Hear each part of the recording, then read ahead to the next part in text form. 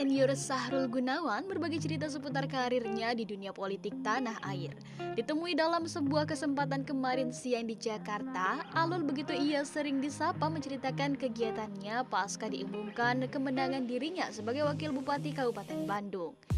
Ia mengaku sangat berhati-hati dalam melangkah mengemban tugas agar tidak tergelincir pada lingkaran korupsi. Sampai-sampai keluarganya pun selalu mengingatkan dirinya akan hal tersebut. Lantas, benarkah lantaran hal tersebut Sahrul Gunawan sampai tidak ingin menggunakan mobil dinas dan memilih menggunakan fasilitas milik pribadinya?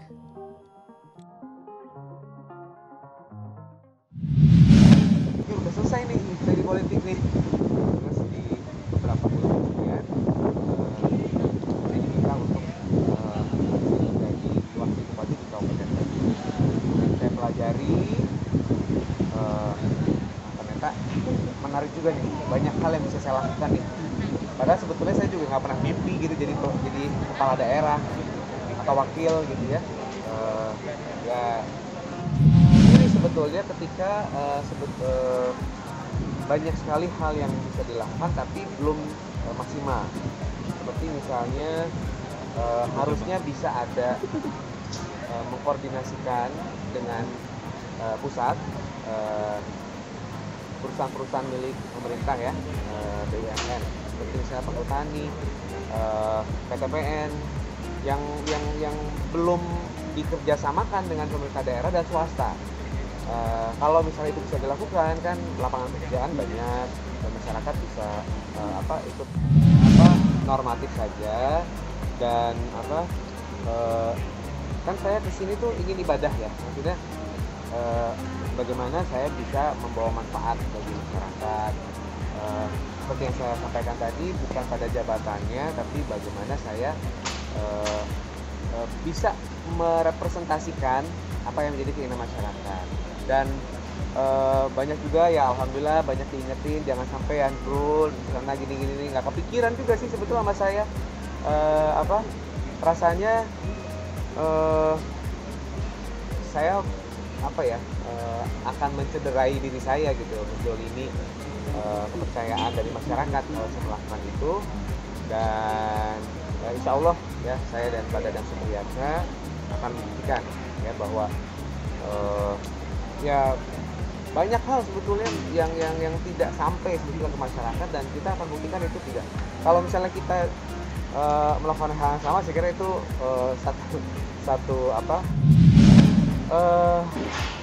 ya saya paling saat ini mengumpulkan kekuatan dari diri saya untuk saya bisa tahan itu. Ya sebelum saya maju juga ya alhamdulillah lah udah cukup lah saya. Maksudnya salah satu program kita juga yang ingin itu adalah memaksimalkan CSR supaya penggunaannya jadi lebih jelas. Terus kemudian kita juga tidak mengadakan pengadaan mobil dinas se-Kabupaten Bandung. Jadi saya juga siap untuk ya udah saya juga punya mobil lah, cukup layak lah gitu, nggak usah ada. Karena saat ini dibutuhkan itu adalah pasca pandemi ya, terutama ya kesejahteraan masyarakat. Banyak masyarakat yang kehilangan pekerjaan. Bagaimana bantuan-bantuan itu bisa sampai ke mereka. Tapi kan memang sampai dengan saat ini saya juga belum bisa melakukan apa-apa ya. Kalaupun nanti misalnya kita involve, kita menyalahi aturan. Jadi setelah pelantikan apa yang ada di kepala dan sudah disusun oleh tim. Oh iya, itu salah satu janji politik kita juga. Karena memang banyak penggunaan yang boros ya, kalau kita lihat dari APBD. Juga transparansi yang belum ada, digitalisasi pelayanan publik nanti kita akan maksimalkan, terus dikerjasamakan dengan pemerintah daerah. Seperti misalnya sekarang daring, tapi BTS nggak ada, tidak maksimal. Semua tergantung nawaitunya sih ya. Ketika kita mengajak semua pihak untuk ikut, tapi untuk keuntungan masyarakat bukan keuntungan pribadi, maka korupsi itu tidak akan ada. Jadi kalau saya lihat cikal bakalnya dari situ. Salah satu yang membuat saya berat sebetulnya untuk tidak langsung menerima masalah itu juga sih sebetulnya. Saya cukup takut berhadapan dengan orang-orang yang nantinya mungkin itu akan menjebak saya dan lain sebagainya. Tapi 3 bulan saya pelajari, saya berkeliling masyarakat, mappingnya bagaimana, terus insya Allah saya siap. Karena kalau bukan kita siapa lagi gitu. Jadi kenyataan yang ada korupsinya luar biasa, dinasti yang ada hanya mengestafetkan tetapi tidak membawa perubahan, dan dorongannya begitu kuat ya untuk saya maju gitu ya. Jadi saya juga kalau saya bisa sama-sama dengan masyarakat mewujudkan harapan mereka, tentu kan akan jadi kebaikan juga buat saya, jadi pahala juga.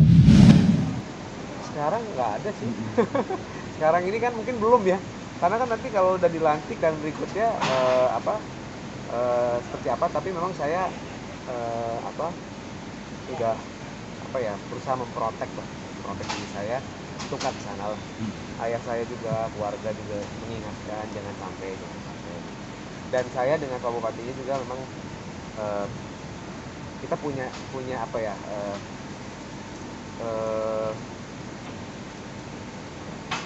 frekuensi. Saya dan Pak Danang Supriyatna punya frekuensi yang sama untuk bisa meninggalkan yang buruk yang ada saat ini. Bukan semuanya buruk juga, ada yang baik-baiknya diteruskan gitu ya, dibuat lebih baik lagi.